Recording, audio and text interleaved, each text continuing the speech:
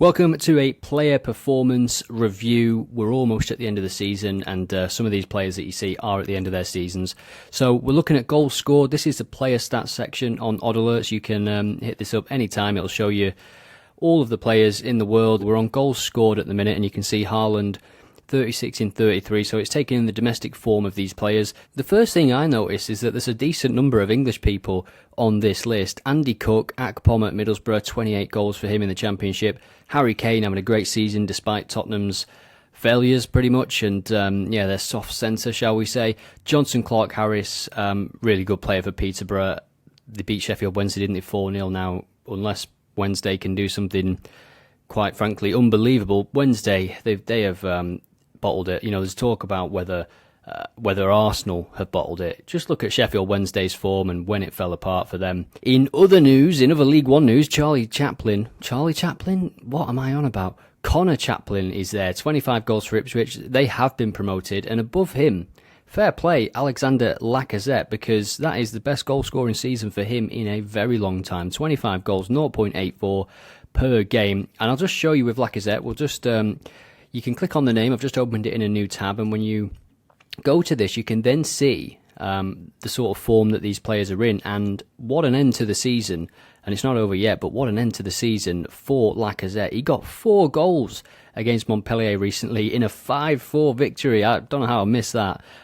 He's doing well. He's scoring in blocks as well, which is interesting, and he's banging form right now. We'll go back to goals scored, and Kyogo there, 24 goals for Celtic. Will they be able to keep hold of him as well? Osimhen with 23 in 29. Now what you can do is you can click on per 90, and it'll rank the players by goals per 90. So you can see that Haaland is not at the top because there is a player, Onochu for Genk, who has scored 16 in 19, and per 90 that's 1.22. Now the per 90 obviously looks at the time on the pitch, so it's a good thing to use for shots on target, or total shots, fouls for players as well. Enner Valencia, 27 goals in 28 games. He had a good start to the World Cup as well, didn't he? There's a good list of players here. The English players sort of seem to disappear. So whilst they're scoring a lot of goals, they are lower league players, aren't they? So they're playing like 46 game seasons.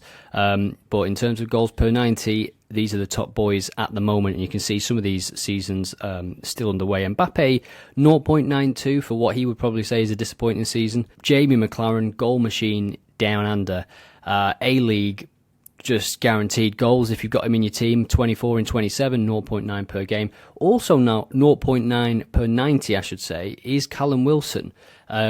So the time he spends on the pitch is pretty good in terms of the goal return for Newcastle. Osimhen, you can see there, Icardi, new lease of life for him at Galatasaray, 15 goals in 20 games.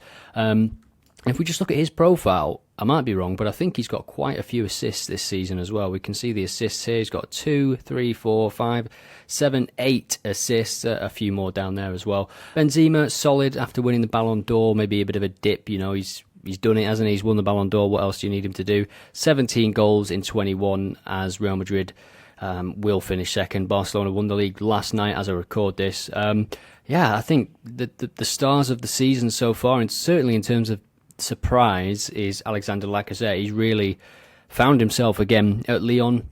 He came to Arsenal as a goal scorer, didn't he? As somebody that you would expect to get 30 goals, and it never really worked that way. Not to say he wasn't a good player, but he was just a different kind of player under some of the managers there.